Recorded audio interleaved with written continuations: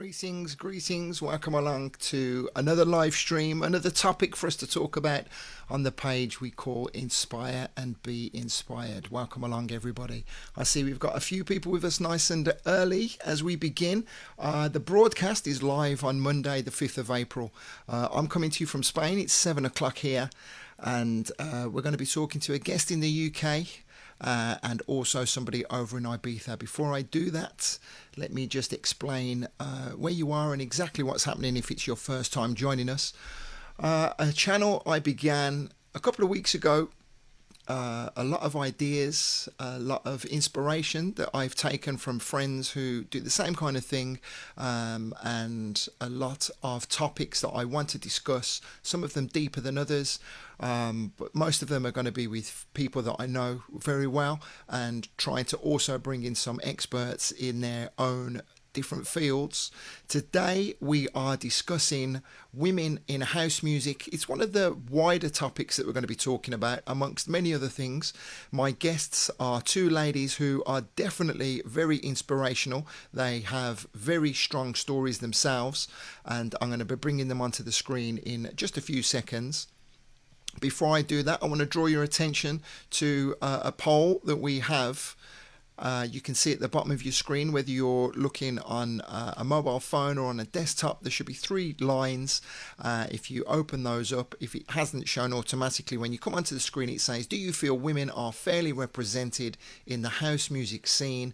And your answers are anonymous. At the moment, we have 75% of people voting, saying of course, and 25% of people saying not at all. So I will remove that and we'll come back to it a little later on.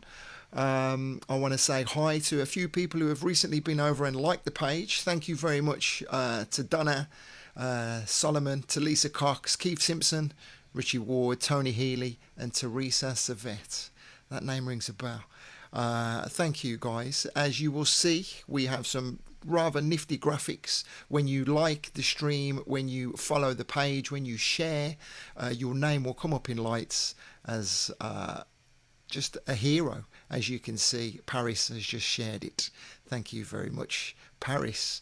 I think that will be the perfect opportunity for me to change screen and head on over and talk to my two guests today. They are Paris Cesvette and Sara Day. I'm just going to get the channel correct because these two ladies were talking away when I was about to come on in. I was thinking, I'm going to have to turn the channel down because I can't get the volumes right. So first of all, Sara Day, Paris Cesvette, ladies, can you hear me fine and dandy? Yes, Andy. Wonderful. And I have your channel nice and loud now. We see people with us already inside the comments. Thank you to Neil Davison, to Pogwash, to Gaynor, Phil Madison, and also Steve Reed. Shouts out to all the crew. So just to remind you girls, if you make my screen, the speaker screen, the large one, you should also be able to read all of these comments as they're coming along. Shout out to Richard. Thank you for the like and the share. Shouts out to Phil. Thank you, guys. Thank you all so much.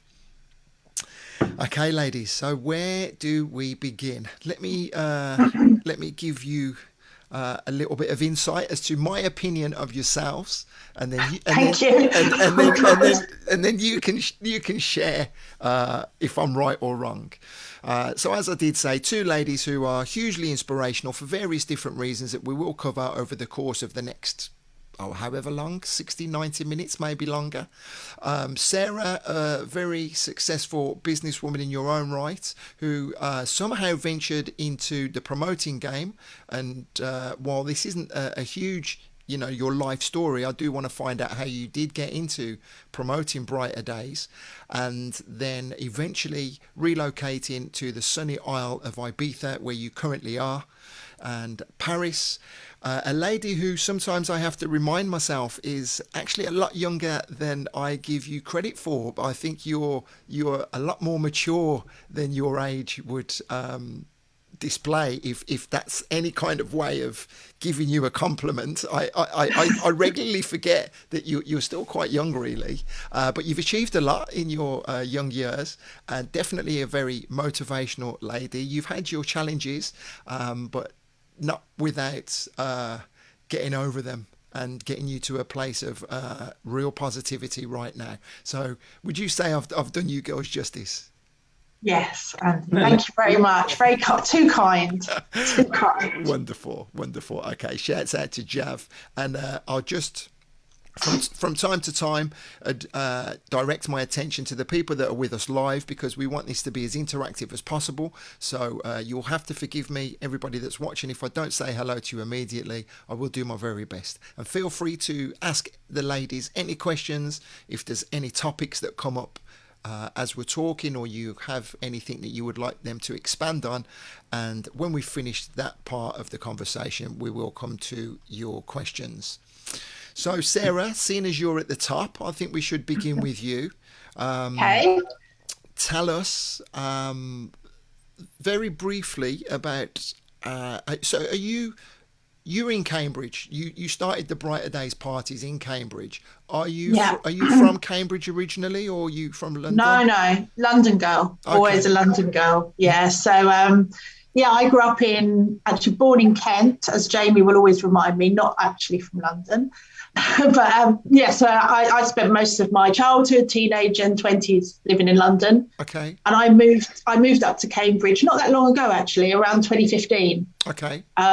Just after I met Jamie, I sold up in London and decided to give Cambridge a try. So that was the year before we started our events there. So literally it was quite fast. So I moved up there with no network, knowing absolutely nobody. Wow. So it was quite challenging. So tell us about your life before Brighter Days then, because I know I've got to know you in a very short space of time. A lot of the things that you do, you very successful business lady, hold a lot of responsibility for different things. So explain exactly what it is that you do.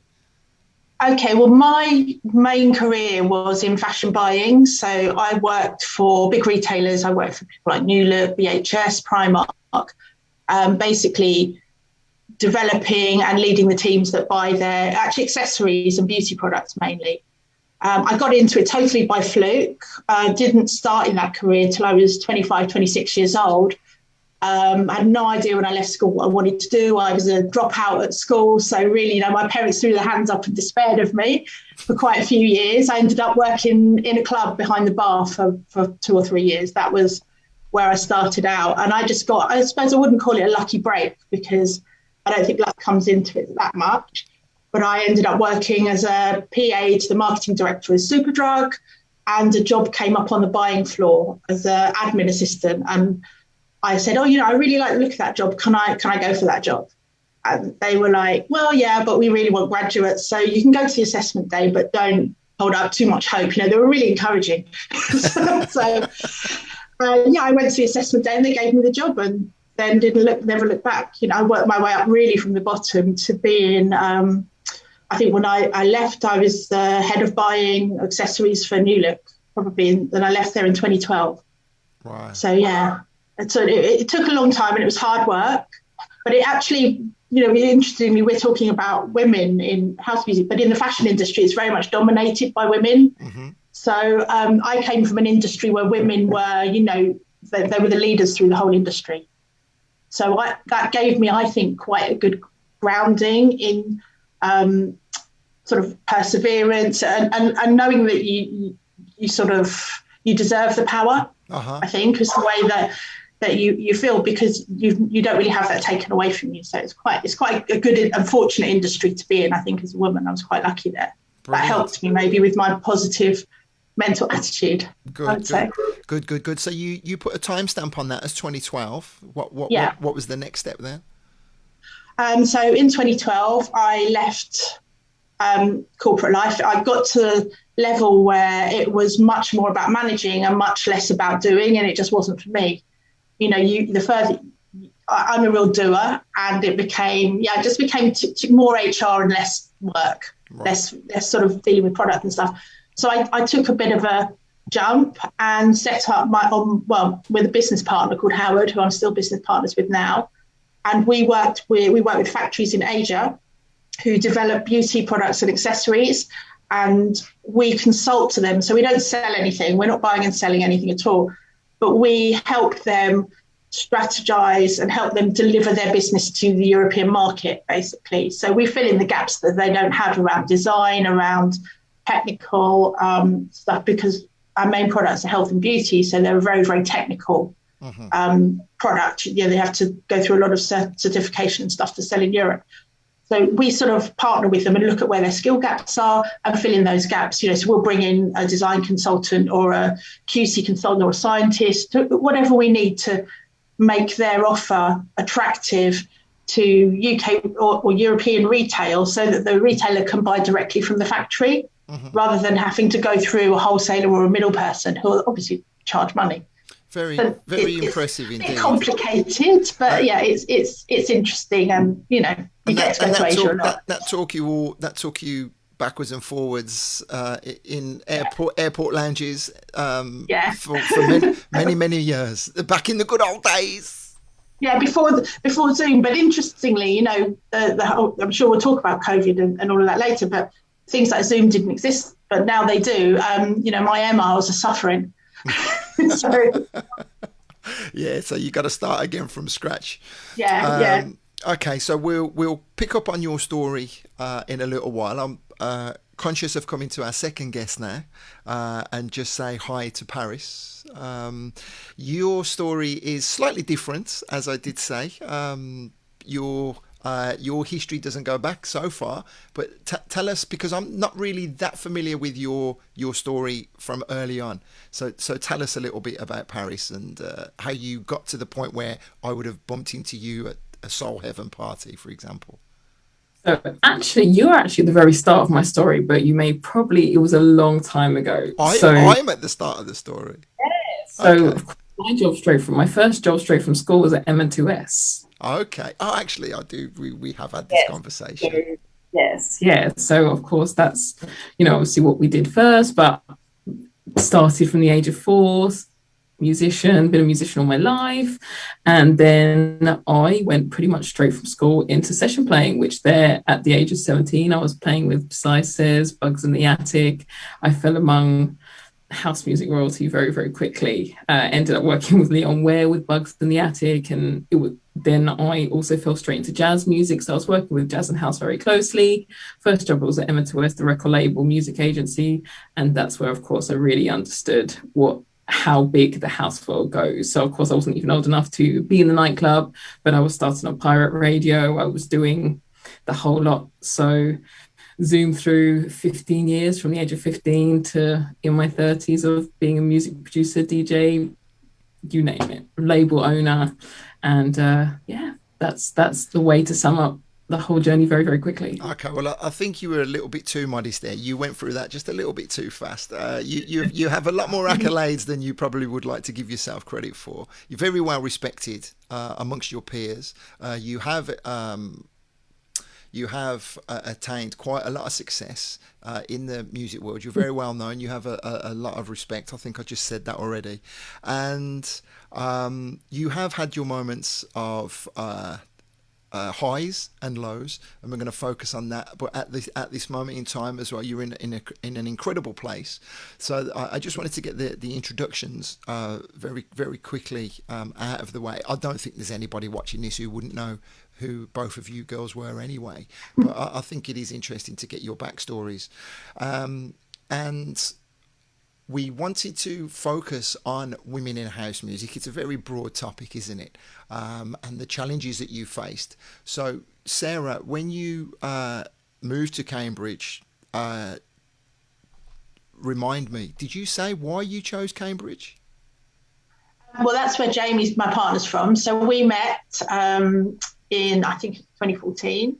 And I was selling my house in London anyway. So I ended up selling the house, and it was like, well, hey, come up to Cambridge, see what it's about.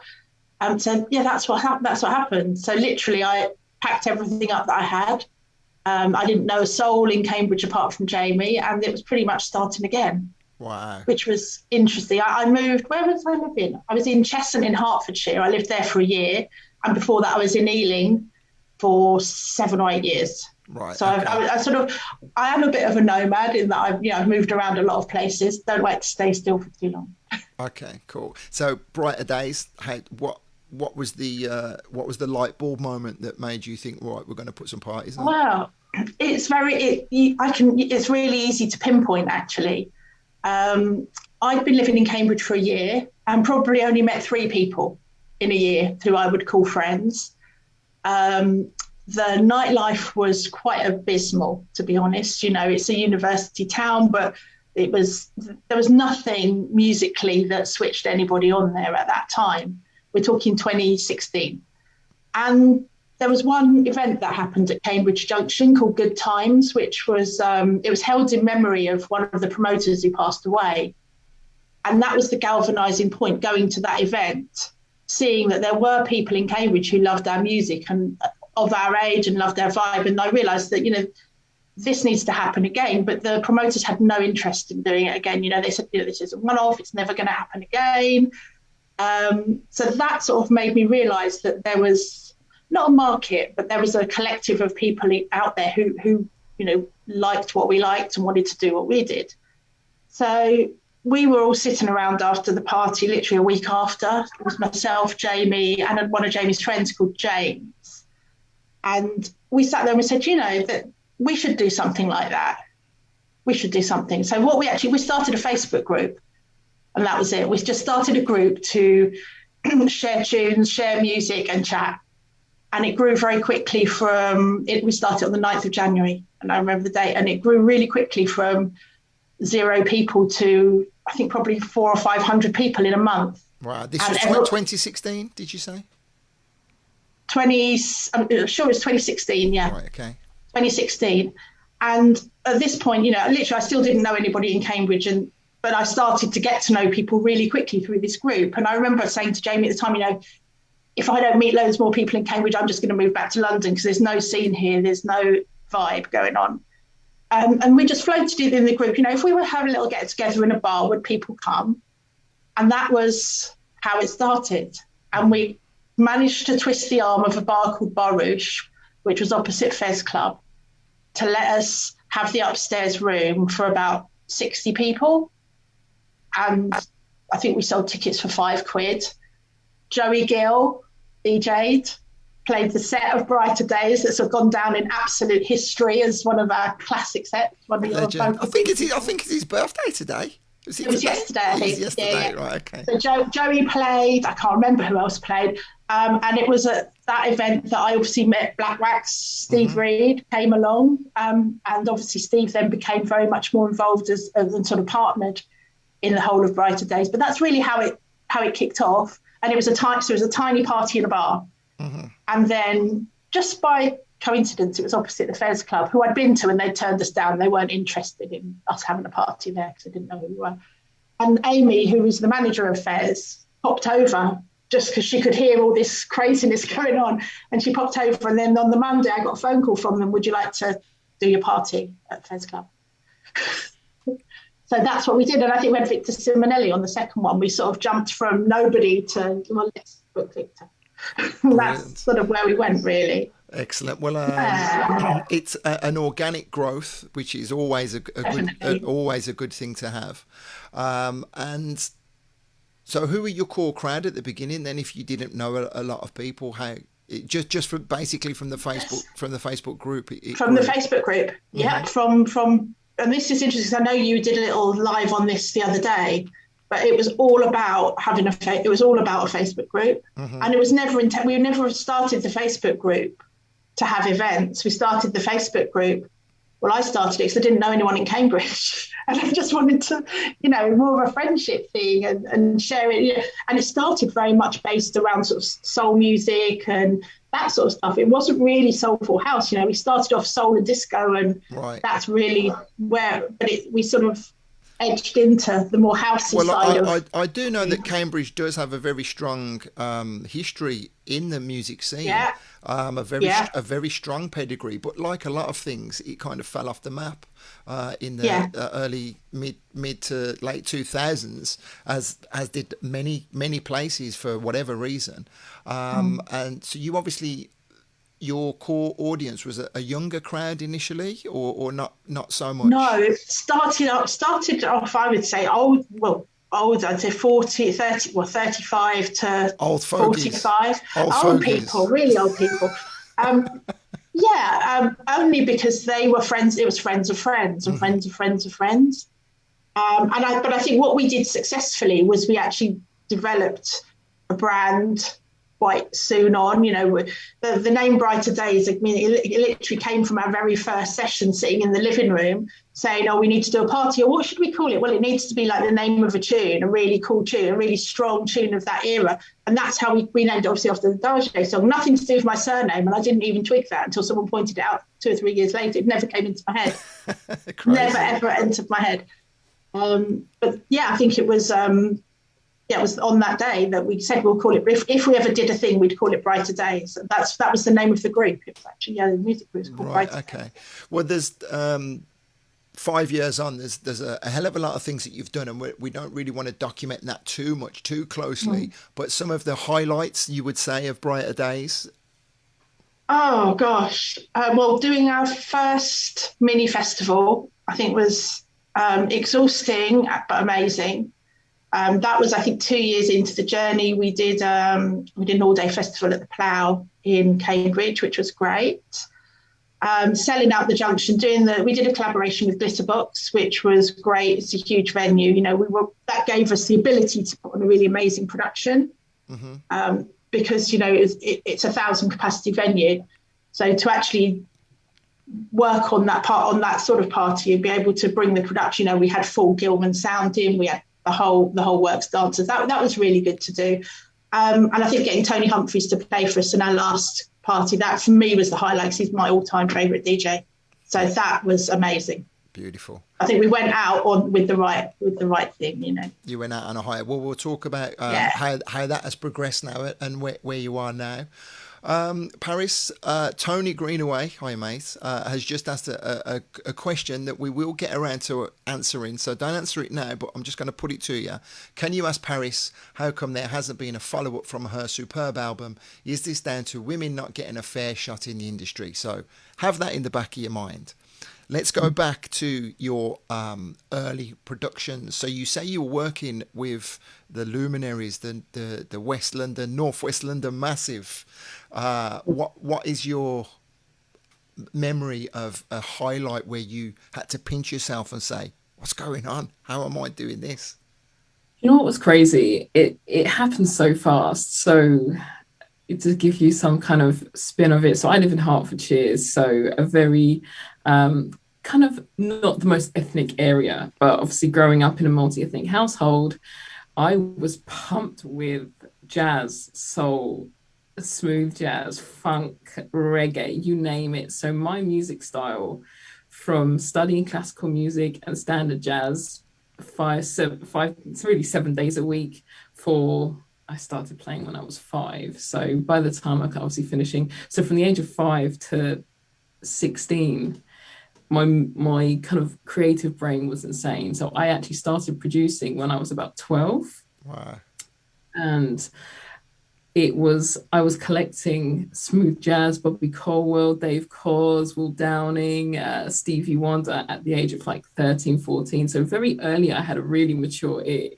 So all my GCSE exams, they were all kind of, I'd say, like, you know, I was listening to the Rippingtons, Yellow Jackets with a fusion of like electronic music. So my kind of sound started very, very early. But of course, I never would have envisioned the sound that I ended up with, you know, to today. But that gave me, which the Sicers name called me Killer Chords, because I'd, of course, entered these studios and I dropped the extreme jazz changes over house music. So I didn't really know what I was particularly doing at the time. But what I was working with one time, while I was at M2S, Kaidi couldn't turn up. So their connection with M2S said, oh, the intern in the building, she's a jazz piano player. So you imagine I end up having, Kaidi can't make it. So I'm speaking with Kaidi on the phone and they were like, yeah, Paris, oh, thanks so much for helping. And this becomes now Mark Force pretty much teaching me how to produce, along with Sicers and Gavin and Timmy, of course, Timmy Vegas helping me play. So between you all helping me become the early foundations of the producer we have today. Incredible. It's did you ever feel overwhelmed, or did you take it all in your stride? Because you're very confident person. So did you just didn't think about it too much, or was there ever a time where it felt a bit daunting? I think the passion for the music was always bigger than and I think I was young enough that I never really understood what I was doing at the time. Hmm. So to sit back and, you know, Si says, we're like, oh yeah, we're doing an Arnold Jarvis remix. And I was like, oh yeah, great. Straight over your head. So I'm like, oh yeah, amazing. We're doing a Xavier production. There's a Booker T remix. You know, we're going to do oh great, yay. And at the time, I was already kind of really using MySpace, but obviously that had just turned up. But I was starting to get connections with all the smooth jazz and neo soul guys. So I was then starting to have close ties like Eric Roberson, Frank McComb on the flip side. So of course, I didn't really realize the hole I was throwing myself into until I was on Rinse FM session playing with the guys with Bugs. Leon Ware's in the studio. We're laughing and eating chicken with Afronaut, and Mark's teaching me all about these sounds, and Gavin's giving me a whole bunch of house music. And I went straight from that to working at Ministry of Sound and touring South Africa. So my first production went gold in South Africa. Wow. That was Go the Distance after spending a little bit of time in Chicago. Tell us about that. Remind us about that one. That the first, the artist, or the full title of what it was. So if I get my timing right. So I ended up with my connections in jazz. I ended up on smoothjazz.com. So I did a show called Jazz in the House with Paris Cesvette. And I did that for about 6 years straight. So it would be every Saturday night, the only host on a million people broadcast a month station. So it was Paris live in London, Jazz in the House. So every 2 songs was smooth jazz or jazz to house music, back to back, every Saturday for many, many years. And of course, when the smooth jazz artists would come over, I'd interview them for the station. So I was meeting Kim Waters, Larry Carlton, all these jazz legends. Still, like, I just love the music. So I didn't even really trigger what's going on. But in the background of this, I was also saying to them, hey, do you want a remix? And they were like, and the humility, and this is what really kind of got me to where I am today. The humility of these gentlemen to the lack of humility I saw in house music, of course, put me in house. But these guys are Grammy Award winners, American Music Award winners, selling millions of records. They picked me up and held me so tightly. Still to this day, they call me to check on how am I, how is my son? Like, you know, I can't describe, like, one time a very famous guitar player was like, oh, Paris, I'm in the area. Do you want to meet for a coffee?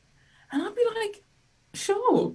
So I'm sitting in Little Bulldog having a coffee with a guy who beat George Benson to Guitarist of the Year award. Wow. But the humility they had, that nurtured me into this very heavy jazz and house sound. And that then led to all these remixes started. So I started, and people caught onto that really quickly. And I actually did a remix competition. There was a big remix competition platform. So my remix came in the top 3. And there were people like Brandon Williams, very successful American producers. It was Robert Glasper remix, actually. And so I came second. And that really shot my name in the American circuit heavy as a remixer. So by this point, South Africa were caught on. The kids absolutely loved it out there. The DJs loved it. We all know Vinny Da Vinci and Christos, and they were like, Paris, you need to come over. So before I had really set my feet in London, I was internationally touring a whole month in South Africa with a gold record signed to Sony South Africa. Wow, incredible. I've that was one thing that I never achieved. So fair play. That's incredible. Absolutely. So what kind of, put a timestamp on that then? So that would be 2009 or 2010. 2009, I'm going to say, because let's say 2008, because I'd be 19, 20. So yeah, I was 19, 20, work intern at Ministry of Sound for Head Candy, which then led for me to do a month tour. And yeah, my number 1 with Dave Stewart, Go the Distance, working with Abaca Soul in Chicago. And I got to meet Jamie 326, Glenn Underground, all in their own environment. So it was everything. Mm-hmm. Definite highs in the career at a very early age. At a very early age as well. That's really ridiculous. So let's skip it forward a little bit then to do you? I remember there was a few years after there was frustration that you never felt you ever got a strong foothold in the UK scene. Yeah. Is that as a DJ and as a producer, Every- and you were very vocal about that at one point. And do you put a lot of weight on the fact that that was down to discrimination? Do you know what? I've had obviously had a lot of time to heal from the frustrations at this point. You know, it's been 15 years of doing it, but I would always want to collaborate, and I get a lot of shut doors. I would always want to be booked. No, but internationally, and as I said, from you know the bigger house community in America, it was open arms. So I've got my people in New York, from Mickey Affleck, very close to Lenny Fontana, as Sarah will know, um, Master Kev, Tony Loretto, Ruben Toro, as I said, all the American unit, great friends of mine, and they never stepped back for a second. But then the UK scene, it just wasn't the same, and I couldn't understand. Like I was one of you, and what's even worse is that my roots started here, Mm-hmm. but I never ever got the support, and I've never put it down to anything. And I didn't. My whole thing throughout my whole career was that I wasn't going to look at being a black girl, being a woman, just make good music, and that's all I thought. Just make good music. And of course, when I made my eventually, so altogether, I have about 124 records, 124 productions. A lot of them did really well, particularly obviously in South Africa on Traxsource. Traxsource have been amazing to me. And all over the years, Sheldon and Dan, they have been such a support constantly. When I had Jack to Jazz Records, so that was my very first record label, they would constantly support everything I did. And it was just everything. Then obviously I joined Groove Odyssey and I get supported by the guys, but it was the support after the fact. So, that's when we saw each other in Ibiza. Yeah. That one. And again, it was almost like I felt like I had to start again. So I was trying to establish who I was in realm of this fusion community. So like I was on a compilation with Quincy Jones. There's so much I've done over the years that the respect level probably should have been up here. Now, it's not even the thing that they didn't respect me, but I still had to earn my stripes. But my work ethic, I go, well, let's go. I knew I could do it. Mm-hmm. Now, when you make an album, you don't make it to sit at number 100, do you? You just hope for the best. So with already having worked with Omar before, having worked with Donnie before, having worked with all the people on my album, Will Downing, Josh Milan many a times, I said, well, let's do an album among friends. So I was working with the amazing engineer Louis R at the time, and I said, help me make this album. So the guys at Groove Odyssey managed to get me a grant to do the album. With that, I did everything. I did the marketing, I did the videos all by myself. I got the artists by myself. It was a labor of love, but we locked it off in 3 months. So I set the marketing plan, I did it. I said to the guys, I'm going to release a video every week. I made the video myself, absolutely everything. So for me, obviously, already to this point, it's been 12 years of non-stop grind. Still haven't played all the major UK parties. I just said, one day after this album will show them, like, it's going to happen. Yeah. It's going to happen. Of course, the album goes to number one. It's number one for 5 weeks. Knocks off Defected, knocks off all of them. I've never had a silence in my career like that afterwards. And what do you put it down to? The industry. It's just, so Traxsource were amazing. They did a top producer list. So 2018, they listed all the producers and DJs after.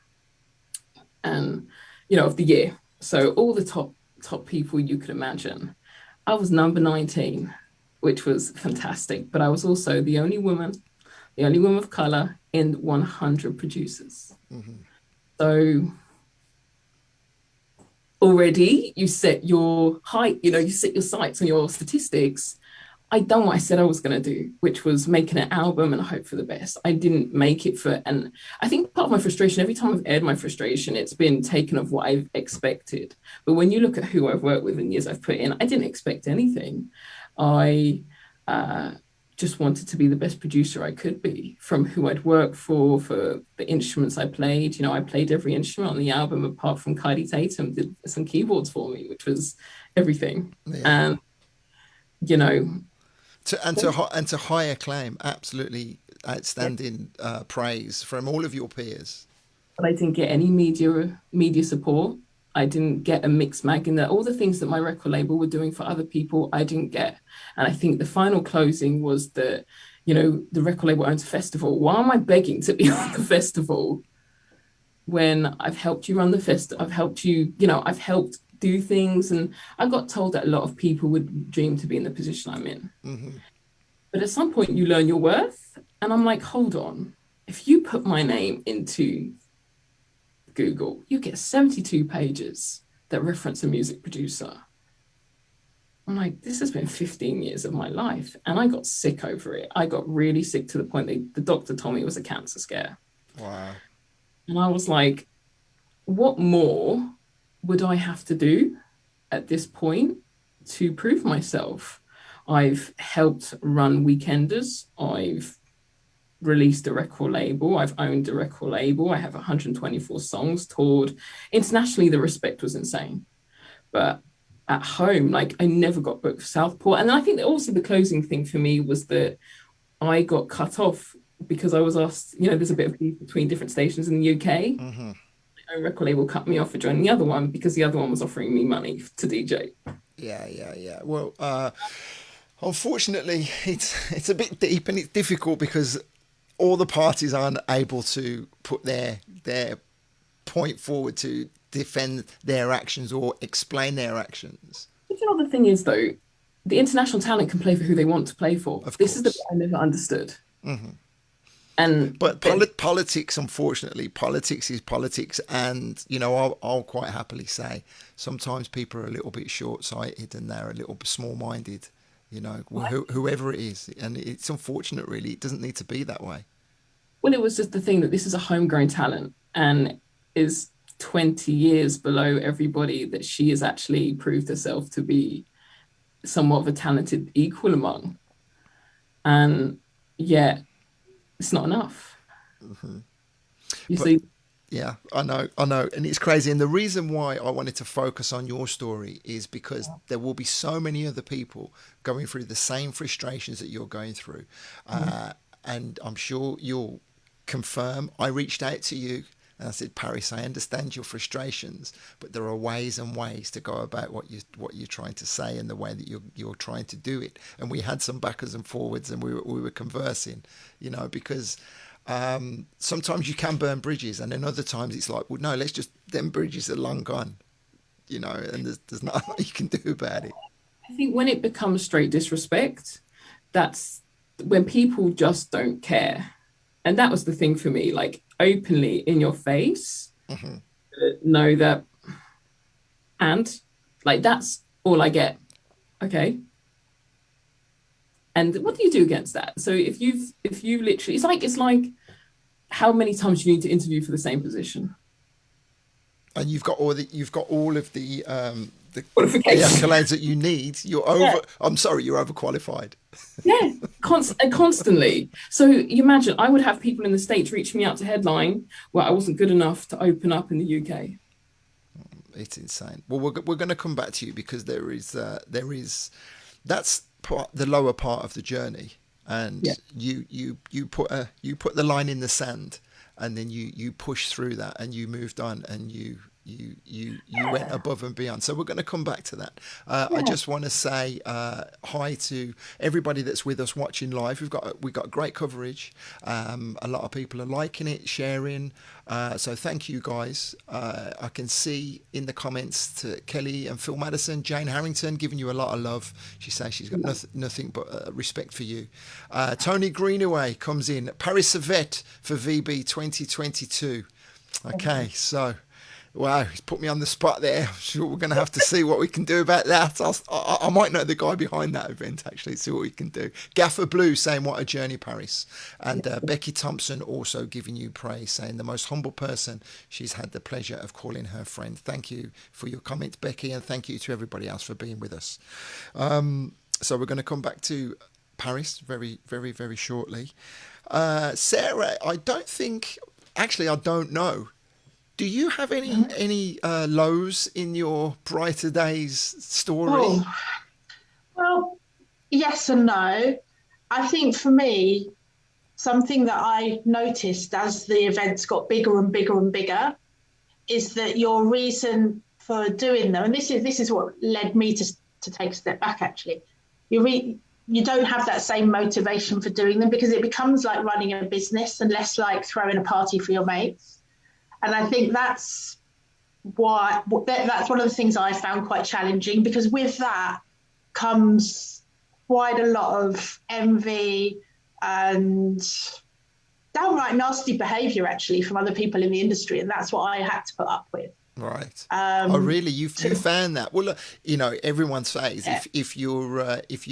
if I don't even know what the phrase is off the top of my head, but if you're not upsetting people, you're not doing anything right, kind of thing, I think that when it comes down to like physical threats though and stuff, oh, really? that's when you think, what am I in this for? Okay, so I've had that on two separate occasions. So clearly you're going to have to be diplomatic. I'm sorry to cut you off. I didn't realise there was a bit of a delay. Not going to mention any names. I know you won't. I know you won't mention any names, but skirt around, explain it without being too specific. Tell us exactly what happened.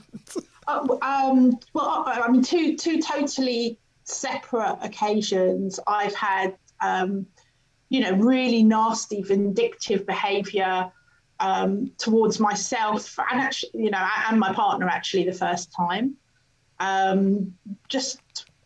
General promoter unhappiness with maybe what you're doing, or for no reason, actually.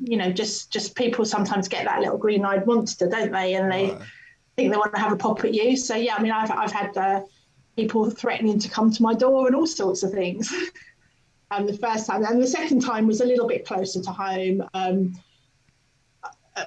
A sort of similar event, had heard something, thought I was responsible for it, and I absolutely wasn't. Right. But yeah, that again, it was just local turf war sort of stuff, not. But it just, when it gets to that stage, you just think, I'm not doing this for this reason. It becomes like it's obviously much more of their life to them than it is to me, and I was like, well, I'm not in this for this sort of thing at all. I'm in this to have fun and give my mates a great party, not to create dramas with people. Yeah, that's the last thing you need when you're trying to put a party on. I got way too many of those kind of stories myself.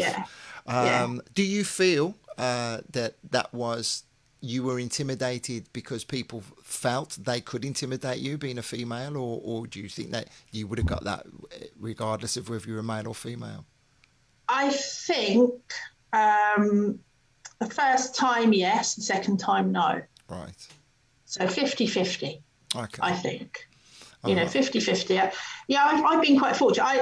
I don't feel being female has really given me any problems. And in some cases, I think being a promoter, it's given me advantages. Mm-hmm. Because I sat and thought about this when I knew we had this topic today.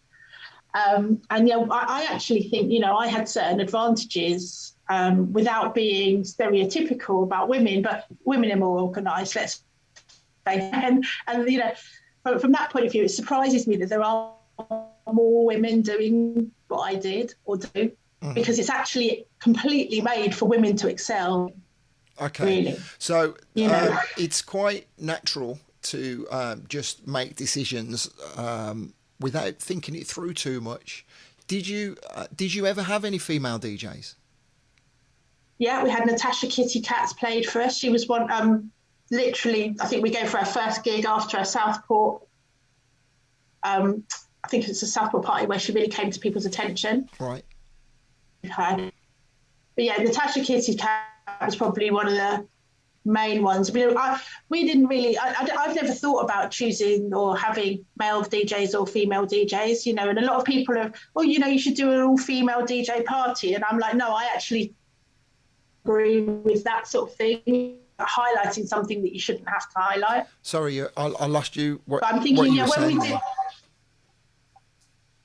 Yeah, when we had, I think when we had Natasha play, somebody came and said, you should do an all-female lineup. And I was like, I don't know if I want to do that because I actually don't know if I want that female DJs are different and need their own sort of space. So for me, that. But we've had female DJs, for example, at our festivals, but headlining, I think probably only Natasha. Right. Okay. So what is your opinion? Yeah, what is your opinion on that, Paris? Do you feel there should be more emphasis on putting more females on lineups or having female only, or do you think that is kind of unnecessary yourself? Because there are varying levels of thoughts on this, isn't there? I've had people, when I've been in the past, for example, posting vocal booth lineups, someone jump on board and say, where's all the females? You know, you're not supporting the ladies. And I probably one of the promoters who put the most females on the lineup than a lot of other events. So, well, I don't actually know if I go out of my way to think we need more women on the lineup. Do you know? Do you think, is that a good thing? Honestly. You know what? At one point, I would have said yes, definitely. But then that field goes from this to that because, again, I was someone who I never looked at it as, oh, more females here. Because I'm female, I need to be booked. If the DJ is an amazing DJ, they deserve to be booked. Yeah.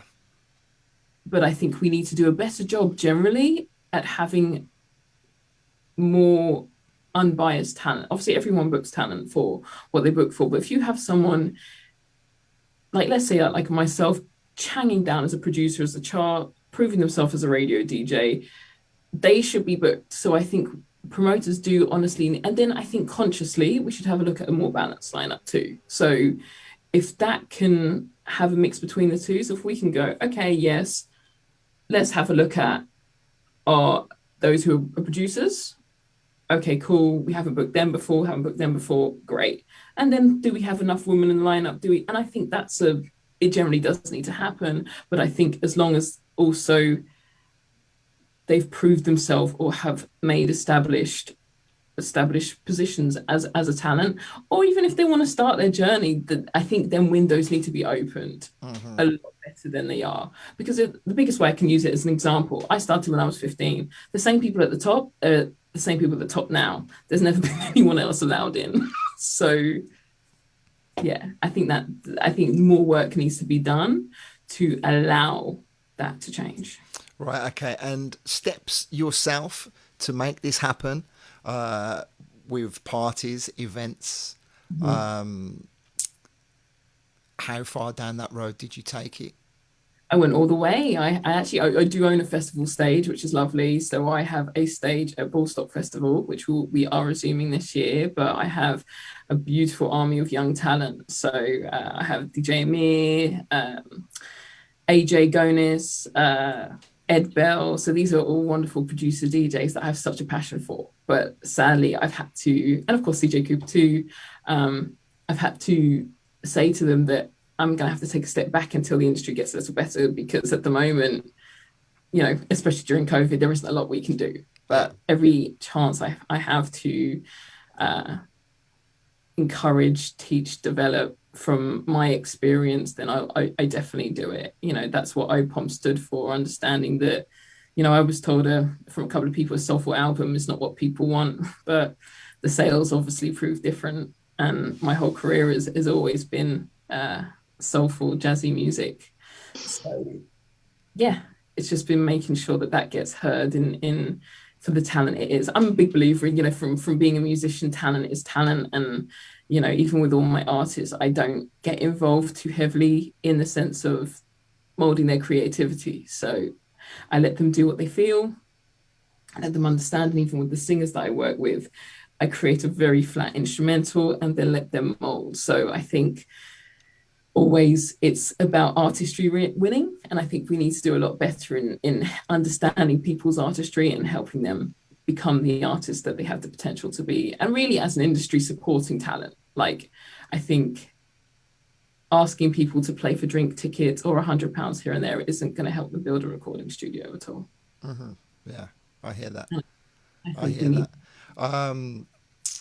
It's the age-old issue, isn't it? Of as you said earlier, a labour of love, the struggling artist that will that pushing through.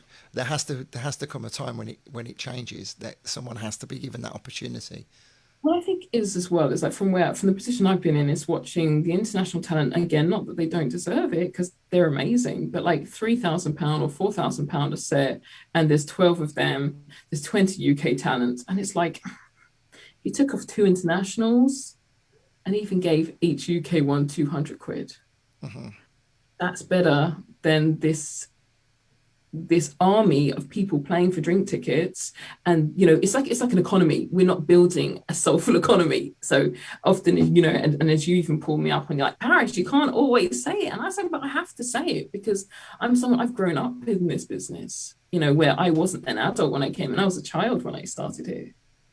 And now as an adult with a child, I sit back and go, if my child was to enter this today, what could I tell them? How could I tell them to do it differently? My biggest lesson would be to stand on your 2 feet sooner. Yeah. And if I would have, let's say maybe it's arrogant, if I would have been a little bit more arrogant with myself and said, you know what, no, I'm worth better, but my humility did me over. It totally kicked myself in the back. So I wish that we made everything, again, it comes back to the same thing, make it more even. So if there's £50,000 DJ budget, work out who your top amazing DJs, the international DJs you bring over, are they busy at home? So we're not the only people giving them work. Like, I think that's the other thing as well. Like, I used to say when we were sitting and looking at talent, like, this person isn't even DJing at home. Why don't you bring this person who is obviously building, you got people that fly over and follow DJs. They're the DJs that we need to be bringing over here. So I remember I was early talking about Jahar Mohammed, like he's busy at home. He's busy doing all, they call him the Prince of New Jersey. And I said, these are the people that we need to be here because they already have a busy schedule. But having DJs who paying thousands and thousands when, yes, okay, they may have a musical legacy, but we need to think about our own too and help build our economy since we're the ones putting the events on and we're not getting booked. I was getting booked the other way, but many talent isn't being booked the other way. And I think no one is sitting at the deciding level of house music and thinking about this. And this is why where we should have, so like I always say Ziggy Funk should be at the top of, myself, me and Ziggy, similar age. I would have thought in the UK, we would have been a new realm of house. Point of contention, really. I think because and it's something that you could discuss for a long time. Talent alone, and this isn't my own view. It's just the general view. Talent alone sometimes just isn't enough to cut it. And even though you've got all of the tools at your disposal and you've proven that you can do that and you can get the support there, the fact of the matter is if someone else who's going to get booked who can bring 20 people with them to the party, and you're saying, well, you know what, it's not my job to sell tickets and bring people along, then you're going to get overlooked for that point. Do you know what I mean? I'm not saying it's right, but that is the facts. But then that's what I said. I said, well, if their model is that, but this is where it's almost like the sweatshop a business model.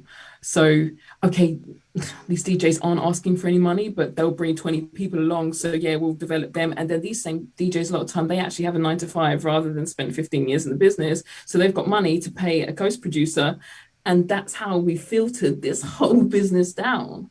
But someone like, let's say myself or, Ziggy or someone who spent years developing from a baby as a musician, guess what? A lot of the time we don't have time to socialize because we've been busy studying chords, creating tunes, being session players. So where the hell are we going to build a crowd aside from our records? Which is actually, and then I used to say to people, put the DJ on and find out. Yeah. Just find out. Take that risk. And I think, and then what I even find offensive, and this could be probably the most controversial thing I'll say ever, people keep buying the same tickets for the same DJs. Like, do you not want more?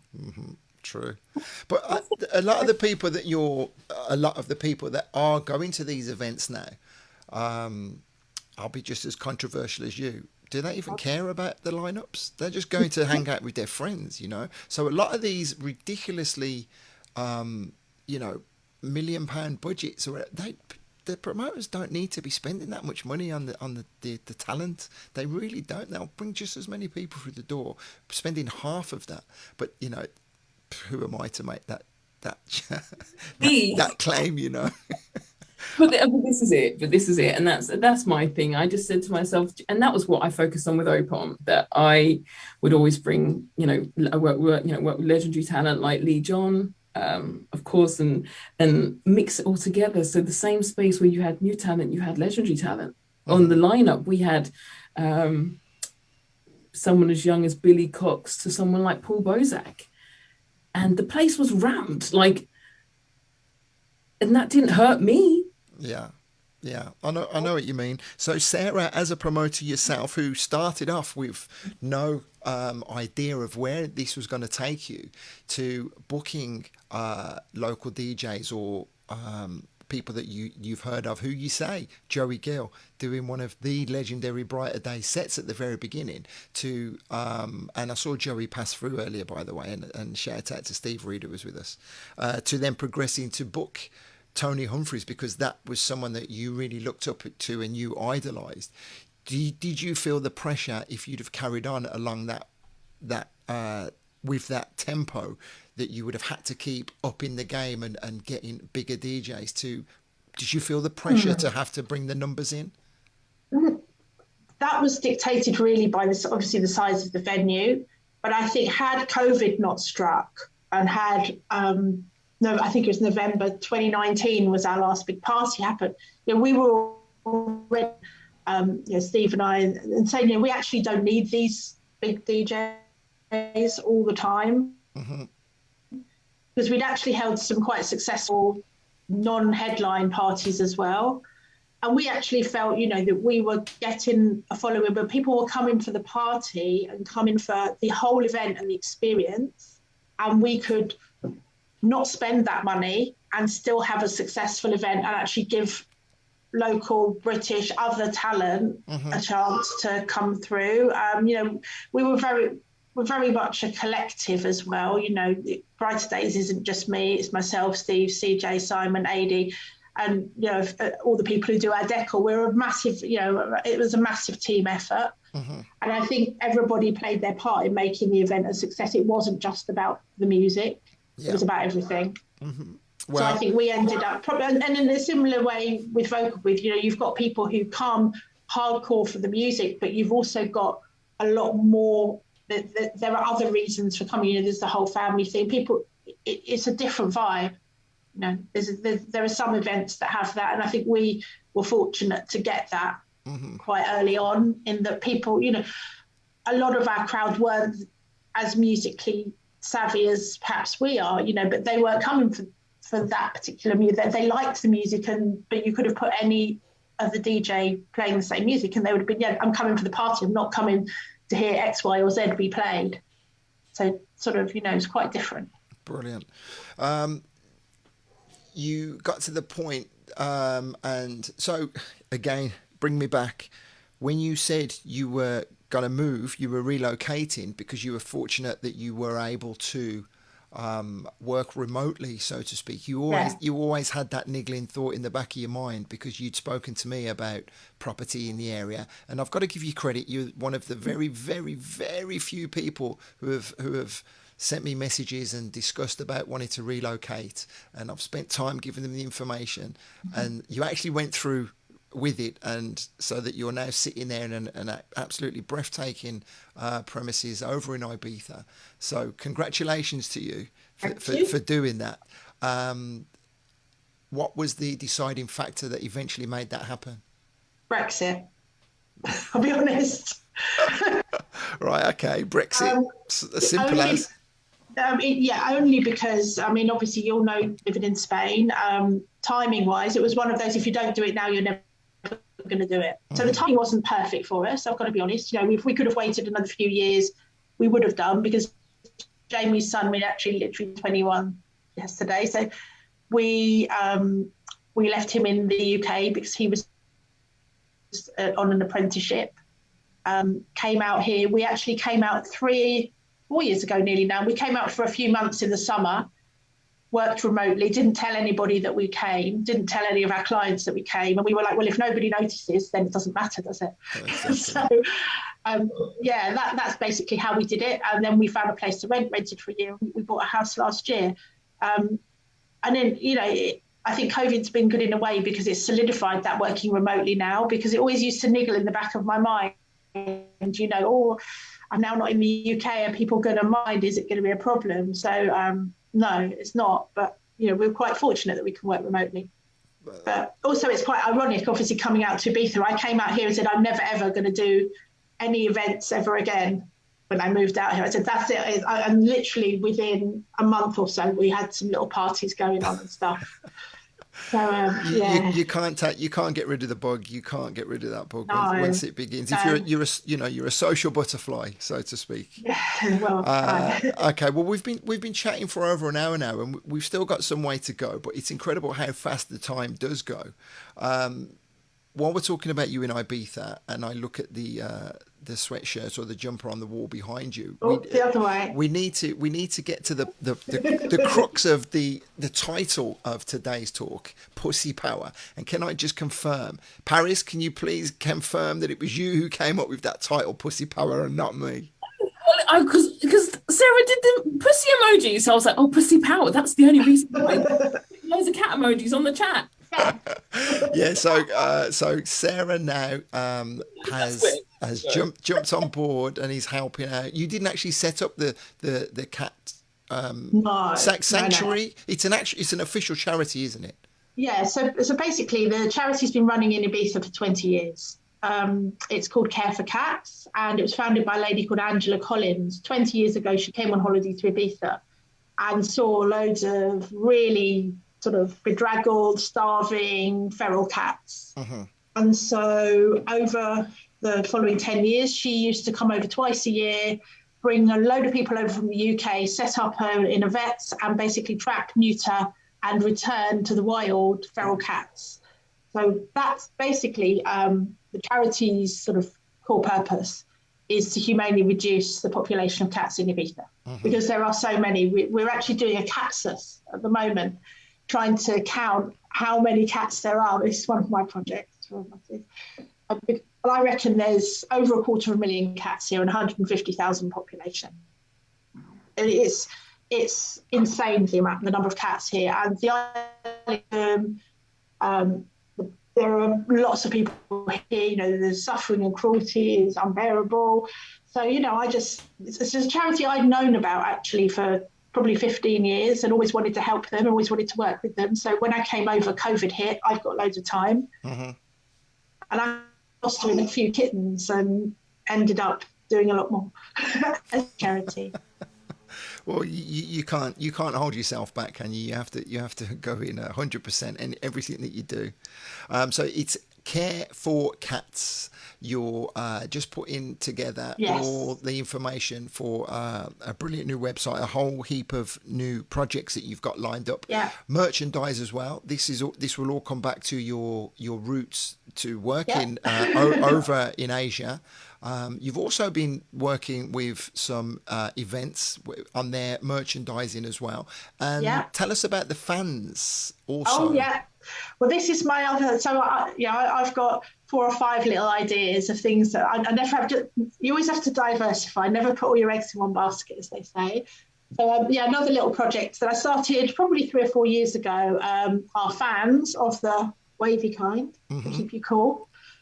Which we're doing those for promoters, brands, hotels. So I've actually now set up an SL company in Spain, and I've got a UK company. So for UK and European customers, we can basically provide fans for events. And we actually got our first order being delivered tomorrow for this year. So that's great, to Ocean Beach. We've just started to work with them. So wonderful.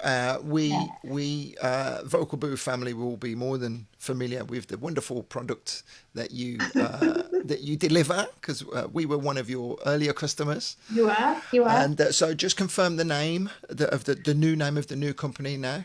It's Fantastico Fans. Simple.com. Fantastico Fans. And what's the minimum order that somebody can place? Well, a couple of hundred at the moment because we're just putting together quite a few packages for different brands. So if people get in quick, we can do a couple of hundred.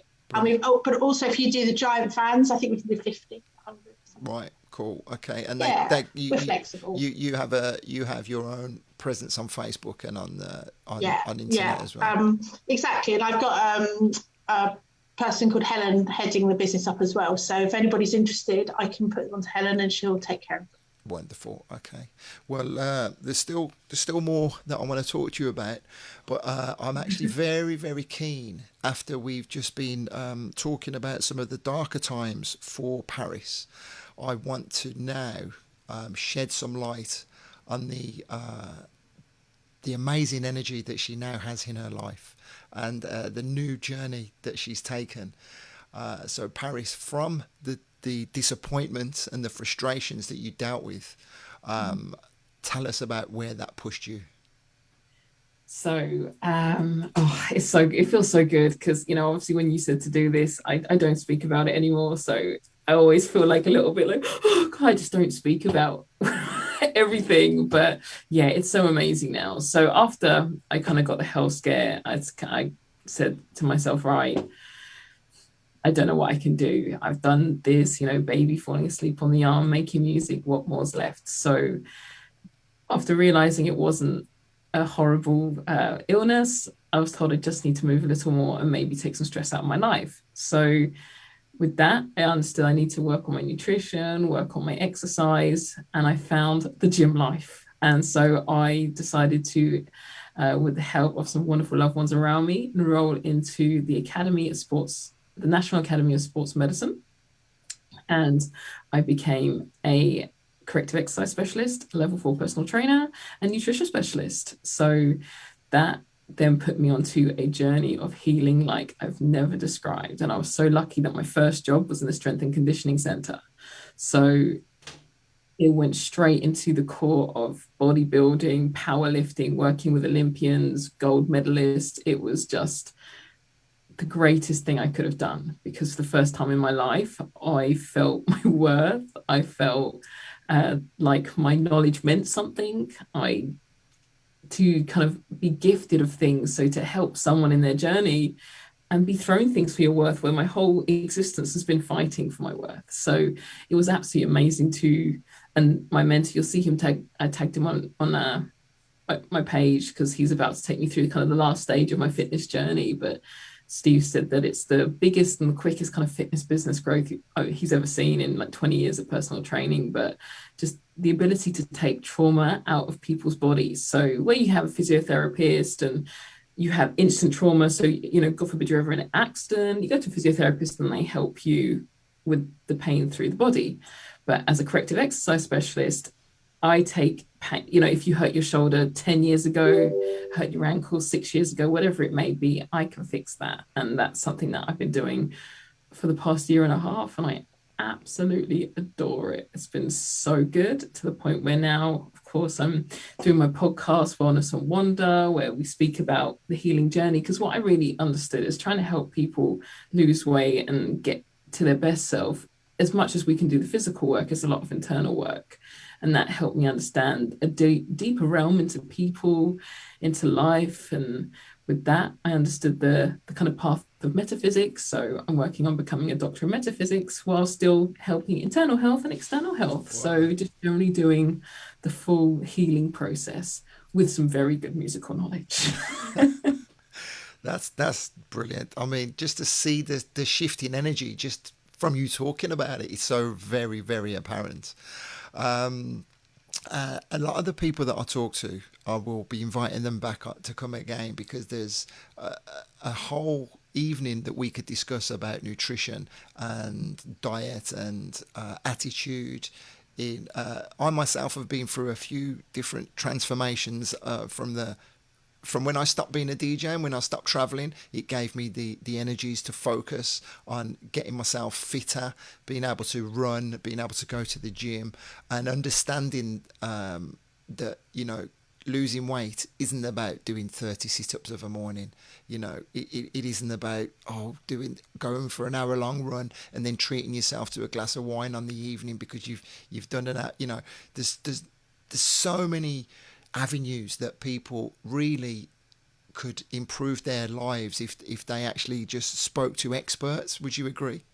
Oh, completely. And this has been, I think, the hardest thing as well. So jumping from the music industry into such a heavy level of the fitness industry. So I went in, so the average personal trainer in the UK, you find in your kind of normal big box gym is level 3 personal trainer. So I went straight into being a level 4 personal trainer, a muscle specialist, and into the core of the powerlifting, bodybuilding world. And when you see the fitness influencer and the fitness practitioner, they are two completely different lives. And that was like, it hit you in the face because you people are like, oh, I follow Joe Wicks. Yeah, it's fine.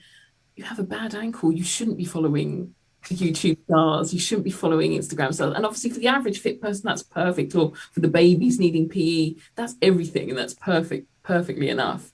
But when we've been sitting down, so in my career, obviously for 15 years, sitting at a computer, making music, late nights, not sleeping, bad diet, you can't out train a bad diet and you can't fix a bad diet in a short amount of time, you know. So even with like polycystic ovaries or anything that we all have, it's like hormonal issues, we have to understand the depth of where our body is at that point, and then that can determine how we move forward. And that was my biggest realization, that I had to totally reset my body to find myself again. And so when someone says, oh yeah, I'll just eat less, or this is working for me, but it's like, do you actually understand what that means? And so until you come to a fitness professional like myself, who I can actually, so it's even actually a couple of people in the house music community I'm working with, helping them with knee problems and back problems. And I can actually assess how someone walks, how someone moves. And then we go further into nutrition and you get a full health MOT. Mm-hmm. But this is something that you would never receive just by looking at your local influencer. And again, that's not a bad thing either. But as you said, if you go to the professional, someone who it is literally on their life and they've kind of got a sworn pledge to heal you and fix you, that's probably your best bet to go to. The influencers tend to be quite faddy, aren't Yes. they? You know, it's just overnight, or you will see people do. I mean, there's a few people in the limelight that, and Michelle and I will joke about it regularly. Hi, Michelle, by the way, she's just watching. You know, you'll see them on TV. They'll do great, lose so much weight, do fitness videos or whatever, and then 6 months later they've put on double weight. And you know, I'm not a judgmental person, although I'll always sit there and go, look at the size of her now. Do you know what I mean? It's crazy. I want my money back off that DVD. It's insane. And so the reason why I bring that up is, how can somebody put a value on getting this professional advice, nutrition advice? Do you find it difficult to for people to see the worth on what they're actually paying? No, actually, because the wonderful thing, like I'm a nerd, so I studied really, really hard, and then I was put under the wing of a Marine. So, you know, put them two together, it made me an amazing personal trainer. So my clients very quickly, so let's say they would sign up with me for 12 weeks. They'd hit their goal in 6. That's it. So I had a gentleman who was a postman and ruined kneecaps. He said, I've spent £6,000 on personal training. I said on physical therapy, physiotherapy. I said to him, look, just try it. I said, it's half the price of a month worth. And again, obviously physiotherapy is amazing, but I said, come and try this way. It's the corrective exercise continuum. You know, let me see what I can do. He goes, at this point, I've got nothing left. Mm-hmm. He's now powerlifting twice his body weight, perfectly fine. So, amazing. And is a lot of that mental as well? It's 50% of it. So it's understanding that obviously you want to be better, because that's the other thing. You can say to someone, well, stay away from sugar, but if the factors around their life, they've got high stress, they've got stress in their life, stress in their job, they've got anxiety, depression, we're not going to even start the journey. So part of my job is, and this is why I've gone deeper into the doctorate side of things, because that's where I've obviously managed to kind of gain a consistency with my clients, helping them understand that, because I've been there. And I think that was the biggest thing, that even for myself, I love food, and part of the anxiety that I kind of picked up through being in the music business, food was my comfort. Mm-hmm. Because that has such an adverse effect. So I can show them pictures and say, I've been where you are, and I still am not you, but I've definitely been in a position where this was not easy for me. And this is why even on my own journey, I'm making it so public, this last kind of stage with my colleague, that, to go from 270 pounds to where I am now, and then that final step of the journey, even as a fitness professional, it's not easy for anybody. And it is such a full journey that with the right support, you can do it. So when someone asks you, okay, well, how much do you charge? And what we often do is give them a free session. Mm-hmm. And they expect to be on the treadmill for half an hour. I say, oh, we won't even touch it. So, okay, so when people ask how much do you charge, is there a flat rate, or is it dependent on the individual? There's like multiple packages. So you say to them, 12 sessions. Also, you can either give them amount of sessions, and they decide how quickly to go through them sessions. Right. So like, I'd say 12 sessions, 12 weeks, but you've got to make sure you come to the gym more than once a week. They go, okay, you know what? I'll be with you twice a week, 3 times a week. Great, fine, let's go. And of course, 12 weeks, so 12 sessions that they get through it, sometimes in 4 weeks, and they're halfway there. They go, oh, well, let's go second time around. So they know that they've hit their goal in half the time if they would have done it by themselves. And what's lovely is that even when they reach their goal, they still stay with me for maintenance, or to start addressing, maybe they've had a niggle in their shoulder, which of course originally I wasn't there to do. Mm-hmm. So if I've fixed a limb, they stay with me for a personal training program, because knowing that, God forbid anything goes wrong, I can reverse it. So it's been really great. Amazing. A whole nother level of conversation that we could have around these. And you actually do podcasts, and you have a YouTube channel, and so tell us about all the other avenues that you talk so passionately about this on.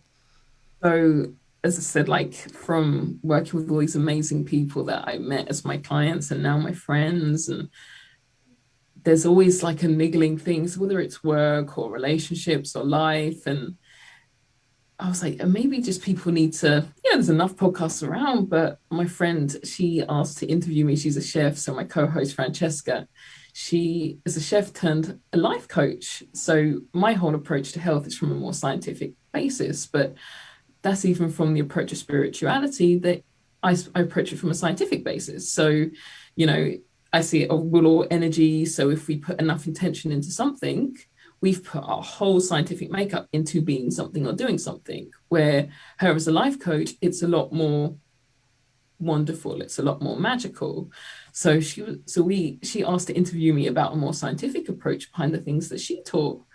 And we kind of said, why don't we do this all the time? Because the interview went so well. So I was on her original podcast, and we said, why don't we make wellness and wonder? So she's the wonder, I'm the wellness. And so where you obviously have people with life coaches, and that's an amazing thing for people to have, where they can actually have this place for happiness and place for healing. But someone like myself, who has a practitioner certificate, has the insurance to not only heal you physically, but understand why we're not getting, you can have a personal trainer and they can tell you what to do, but there's sometimes a restriction, or there's a factor that's stopping you from hitting that.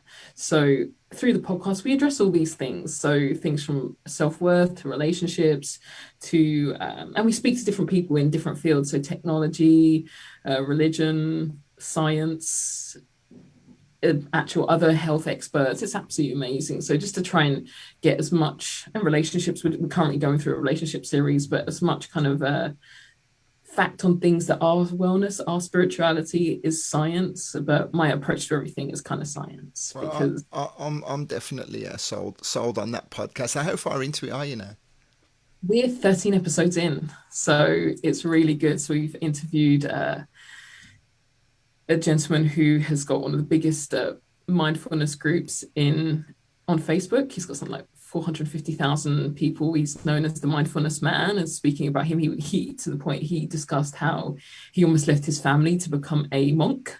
So Right. that was everything to go through that. And then we spoke to a lady who was once a nurse and now is a life coach, and then a gentleman who's potentially, he actually had to have his face blurred because he's currently creating a, how do I say it, like a digital imprint. So where in like China they have the WeChat and they do everything, particularly through the virus, they do everything where you know who they are. Mm-hmm.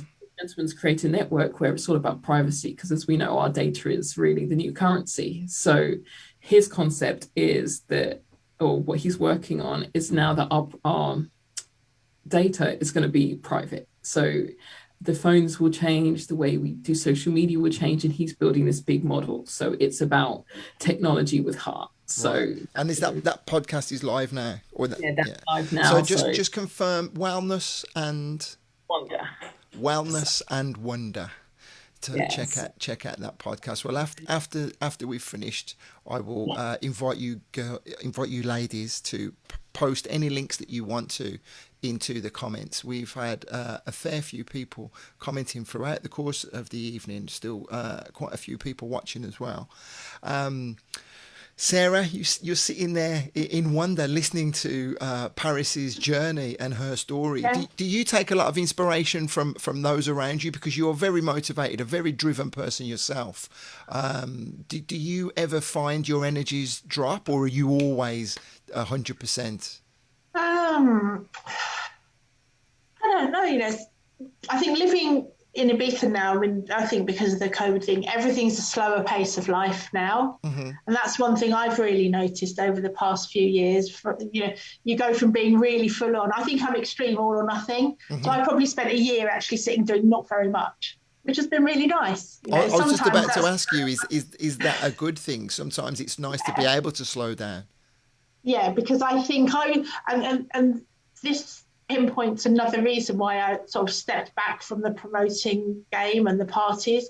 When your life becomes more everybody wanting a piece of you, that's when it's time for to step back. And I think my life got to the point where you're trying to do too many things, and you've got events going on and your day job and X, Y, and Z. So yeah, I think for me, it's actually nice to step back and sort of totally changed into something different. And doing, rather than being a person who's very driven about things that are self-motivated, getting involved with the charity has been really good, because it's actually totally the opposite and doing everything for everybody else, or for the cats, which is nice. It's, very different. Crazy cat ladies. And we never even touched about your cats, Paris. No, it's probably a good idea, really. My crazy cat Zulu Martin, who obviously, if anyone follows me online, you always see his little black and white face, like right here. So yeah. Insane. Well, I'm conscious that we're just sitting here. We've been talking for a long time now. Is there any topics that we didn't touch on that you would like to broach? Or I'm conscious of keeping you for too long, eating into your evenings. Anything that you would like to push? Anything you would like to promote? Anything? I think I'd just like to say, based off obviously what I mentioned, the music business, and I don't think I get to, obviously when I get asked about it, it's a lot. But I think the biggest thing is, for what I've noticed, where the times have gone and what I've managed to do, I think it's really important about finding your peace. And I think for myself, I didn't find that sooner. And I think really now, particularly with everything we've gone through as a planet and the world, I think whatever we do in this life, just find your peace and stay there. So whatever brings you joy, whatever brings you happiness, and as long as it's giving you something back, that's what you have to do. And I think I didn't do that soon enough. So for all those other producers, DJs, if it's not giving you something back, I think many people should probably look a lot closer and see, even if the music gives you joy, is it really giving you? When there's people eating and doing and living a life, there is so much abundance in life, and no one's not welcome to abundance in life. So I just think that's one thing I don't think I expressed enough, that there is so much in this world for everybody. And I just hope that we all do the things to get it, especially when this world and this life is so hard right now. Indeed. As I said early on, wise words, very wise words. And Well, not so young shoulders anymore. Let me know. Yeah. The time goes so fast, and sitting here talking, and when you were putting the timestamps on some of it, going back 2007, 2008, those days, it seems so long ago, and yet it feels like 5 minutes ago as well.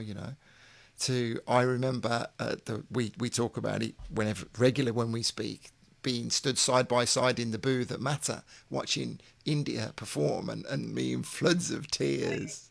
Really, weren't we? Oh, that was such a good time, Andy, wasn't it? But it feels like 5 minutes ago, and Right. we've been through so much. But I feel, I'm not a deeply spiritual person, but I also do believe we have to go through these parts in our life, get to these crossroads, and then when you look back and you feel that you could have made decisions sooner, maybe everything's happened exactly as it was meant to happen. It really has. Like, it's divine timing. I think all I say is just, I think you're always in the right space. You're always exactly where you're meant to be. But it's just when you make them decisions, you sometimes I don't think it has to be as long as it goes on for. So I think a lot of people told me sooner to make different choices for my production, but in my spirit, I did what I did. And of course, the product came out well, but yeah, everything is divine timing. And I think I definitely would be who I am without that experience. And it's just amazing now to be in a place where I can say I've done it. It's been amazing. And I will come back. There will be a follow-up album, maybe a few years from now. But for the near future, it's all about settling and just, as Sarah says, taking it easy. Excellent. Well, listen, I know there's most people watching will be aware of you. There will be some people who will have had their eyes open to the deeper side of what you're about and the journey that you've been on. And when all the craziness is over, who knows? We may see you on a lineup in a party in Spain at some point in the future. Okay, ladies. I think we will leave it there. Can I just say again, thank you so much for dedicating your time to me this evening. I do truly appreciate it, and I wish you all the very best. And we will definitely be speaking again at some point in the future. Lovely. Thanks a lot, Thank Andy. you. Thank you. Cheers, Thank Andy. you. Bye. Bye, guys. Well, wasn't that lovely? Okay, so I will leave the ladies to talk over on. They can finish off on Zoom, and I'll change over onto this window. So here we are. Thank you guys for spending your bank holiday Monday with me. See how my lips... I know they're back in time again now. Pretty much almost. Thank you to everybody for all the likes and the shares. Just running through the list very quickly. Ray King, Teresa, to Kelly, James, Karsten, to Chris, Susie, Becky, Dave, and Debbie, Curly Debs. Thank you all so much. I'm going to be doing these on a regular basis. I was doing the talks on a Saturday afternoon, but then I was doing the quiz as well, and I found pretty much all of my Saturday afternoons have been getting eaten up. So now I'm going to be doing talks on a Monday evening. Got some absolutely incredible guests lined up for you, some brilliant topics to talk about, some people that you all know and love, others that you will have never heard of before in the past, but we will definitely be covering a hell of a lot of topics. Thank you, Neil, for coming over and following the page. So we have the page now, Inspire and Be Inspired, and I've also created a group within the page. It's called Inspired the Group. I'll be sharing the links. The issue that I've got, if you saw the talk that we did on Saturday, it's so really difficult getting people's attention, not getting their attention, just getting in their line of sight. So if you've enjoyed this and you want to comment and share it and tell your friends about it, ask them to come on over. Hopefully you'll get some value out of that. Thank you so very much, guys. I am going to head off now and pester the wife for the rest of the evening, and I will bid you farewell. And as always, tell you how much I love you for being here. Much love. Thank you, thank you, thank you.